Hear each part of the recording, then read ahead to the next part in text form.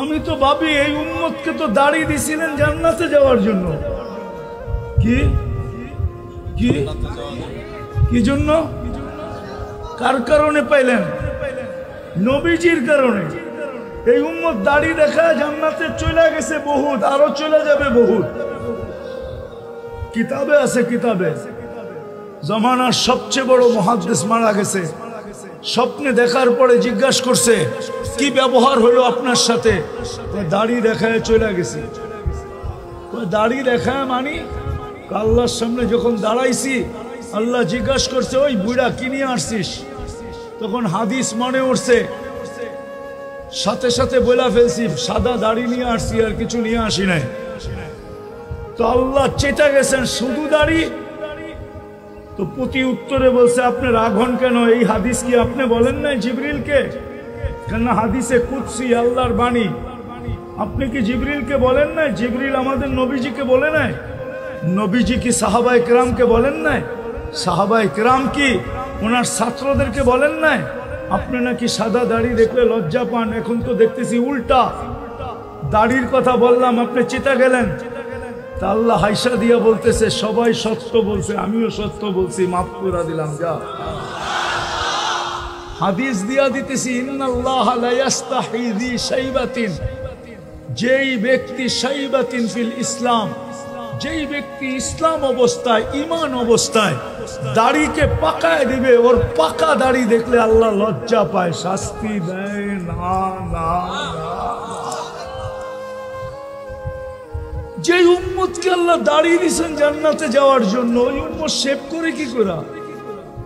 আচ্ছা এটা বাদ দিলাম, মদিনা মুনাওয়ারায় যখন হজে যায় তো দাড়ি ছাড়া যায় কি করে?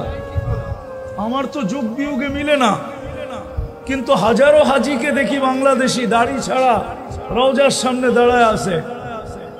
কেননা ও দেখো আর না দেখো, আমাদের নবীজির রওজার সামনে দাঁড়াইলে নবীজি তো দেখে।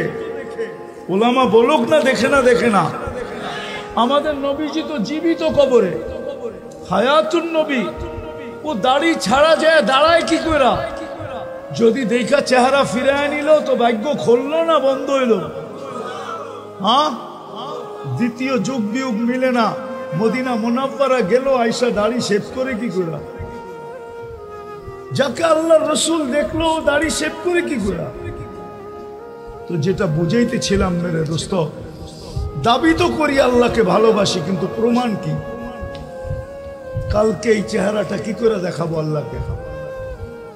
বলেন প্রমাণ কি আপনার কাছে যে আপনি আল্লাহকে ভালোবাসেন? কি প্রমাণ? সবকিছু বাদিয়ে দিলাম, একটার উপরে শেষ করে দিতেছি।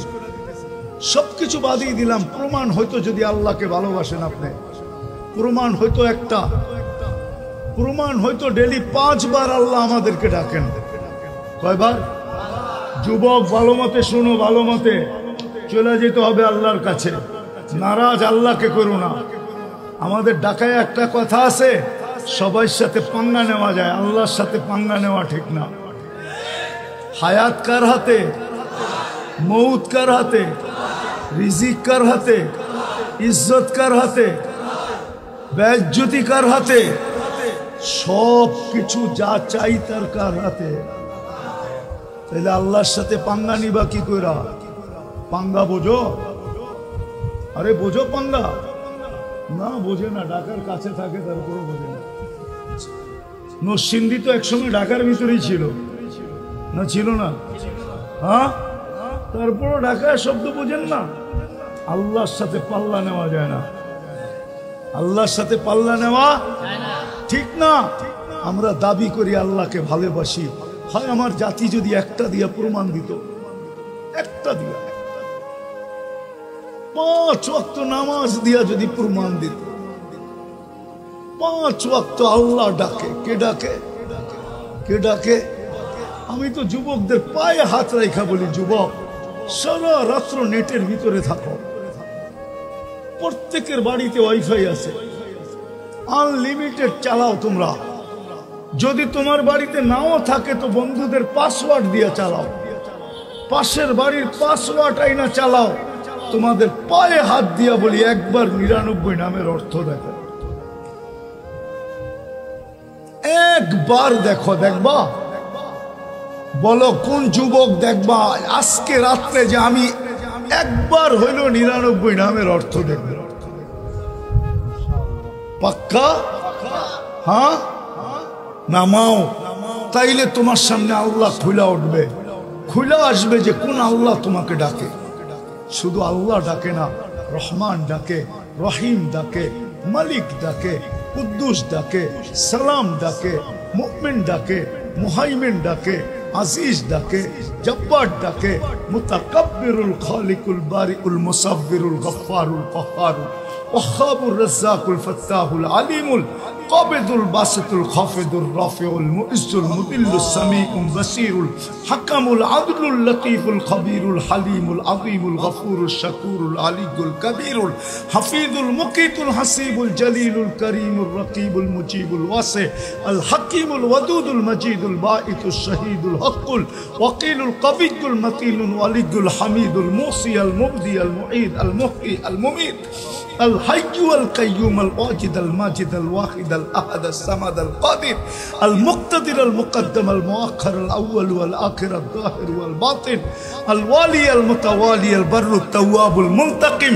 العفو الرؤوف مالك الملك ذا الجلال والإكرام المقسط والجامي والغني والمغني المانع الضار النافع النور الهادي البديع والباقي الوارث والرشيد الصبور জাল্লে জালালু 99 পদের মালিক আল্লাহ ডাকে। শুধু যদি একটা কাজ করত, পরিচিতি হিসাবে যে আমি আল্লাহকে ভালোবাসি, আল্লাহ ডাকতে দেরি, মসজিদের দিকে যদি ছুটতে দেরি না করত, আল্লাহ ডাকতে দেরি, বাজারওয়ালা যদি বাজারে দাঁড়াইতে দেরি না করত, হাটওয়ালা যদি হাটে জায়নামাজ বিছাইতে দেরি না করত, অফিসওয়ালা যদি অফিসে দাঁড়াইতে দেরি না করত, মেইলওয়ালা যদি মেইলে দাঁড়াইতে দেরি না করত, আদালতওয়ালা যদি আদালতে দাঁড়াইতে দেরি না করত, রোডওয়ালা যদি রোডে দাঁড়াইতে দেরি না করত, ঘাটওয়ালা যদি ঘাটে দাঁড়াইতে দেরি না করত, বাড়িওয়ালারা যদি বাড়িতে দাঁড়াইতে দেরি না করত, ঘরওয়ালারা যদি ঘরে দাঁড়াইতে দেরি না করত, তাহলে আমি আমার মনকে বুঝাইতে পারতাম কমসে কম ভালোবাসার একটা প্রমাণ তো জাতির কাছে আছে যে আল্লাহ ডাকে, সে দাঁড়াইতে দেরি করে না।